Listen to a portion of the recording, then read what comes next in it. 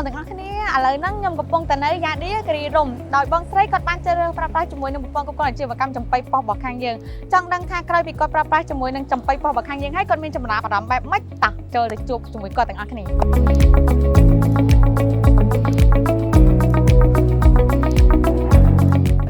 ំរាបសួរបងចាអូនជំរាបសួរពីខាងចំបៃប៉ុស្តិ៍បងចង់ខាងពេលបងតិចចង់ដឹងថាមុនពេលដែលបងប្រើចំបៃប៉ុស្តិ៍ហ្នឹងតើបងធ្វើរបាយការណ៍បែបណាខ្លះដែរបងមុននឹងបងអត់ទាន់ស្គាល់ចំបៃប៉ុស្តិ៍បងធ្វើរបាយការណ៍នឹងការលក់ដូរអីតាម invoice ដោយសរសេរដៃហើយទិន្នន័យដែលចេញចូលហ្នឹងគឺយើងធ្វើដោយដៃទាំងអស់ក្នុងមួយខែយើងអាចធ្វើ2ដងយើងចំណាយពេលខ្លាំងណាហើយយើងត្រូវប្រើបុគ្គលិកច្រើនទៀតអូនចង់សួរបងមកសំណួរទីអញ្ចឹងក្រោយពីបងប្រើចំបៃប៉ុស្តិ៍អញ្ចឹងបងមានភាពងាយស្រួលមិនខ្លះដែរបងភាពងាយស្រួលវា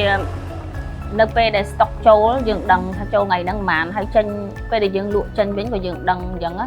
ទោះបីជាបងអត់នៅកន្លែងក៏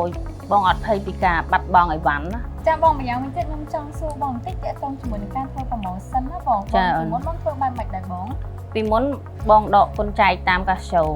ហើយឥឡូវហ្នឹងពេលបងមានចំបៃប៉ុស្តិ៍អញ្ចឹងបងអាច set ឧទាហរណ៍ថាបងប្រយោគ 5% បងអាច set លើចំបៃប៉ុស្តិ៍ហ្នឹង 5% អញ្ចឹងវាចេញមកដោយអូតូម៉ាទិកវាងាយស្រួលសម្រាប់យើងវាមិនយើងមិនអាចបាត់បង់ទិន្នន័យអីបានអញ្ចឹងចានេះចំពោះអតិថិជនផ្ទាល់ដែលបងស្រីគាត់បើកហាងលក់ម៉ូតូអគ្គិសនីយ៉ាឌីគាត់ក៏ជ្រើសរើសប្រើប្រាស់ជាមួយប្រព័ន្ធគ្រប់គ្រងអាជីវកម្មចំបៃប៉ុស្តិ៍យើងដែរអញ្ចឹងចំពោះប្រព័ន្ធគ្រប់គ្រងអាជីវកម្មចំបៃប៉ុស្តិ៍របស់យើងអាចប្រើប្រាស់ទៅលើអាជីវកម្មដូចជាក្រាស់លាងឡានហាងបោកគក់ហាងលក់សម្លៀកបំពាក់សាឡនក្លឹបហាប់គឺអាចប្រើប្រាស់បានជាមួយនឹងអាជីវកម្មជាច្រើនប្រភេទអញ្ចឹងសម្រាប់បងម្ចាស់អាជីវកម្មមានចំណាប់អារម្មណ៍បងអាចធ្វើការតាក់ទងមកកាន់លេខទូរស័ព្ទខាងក្រោមនេះក៏បានលីងជាមួយនឹងផេកចំបៃប៉ុស្តិ៍យើងក៏បានអញ្ចឹងផ្លេចបងប្អូនមួយទៀតបើសិនជាបងប្អូនចោលអារម្មណ៍ជាមួយនឹងម៉ូតូអគ្គិសនីនៅខាងក្រោយនេះបងប្អូនអាចធ្វើការមកមើលដល់ទីតាំងផ្ទាល់ដែលទីតាំងរបស់បងស្រីស្ថិតនៅគិរីរម្យតាមបណ្ដោយផ្លូវ2ចិន8កែងនឹងផ្លូវ151អញ្ចឹងខ្ញុំនិងបងស្រីសូមអរគុណសូមជម្រាបលា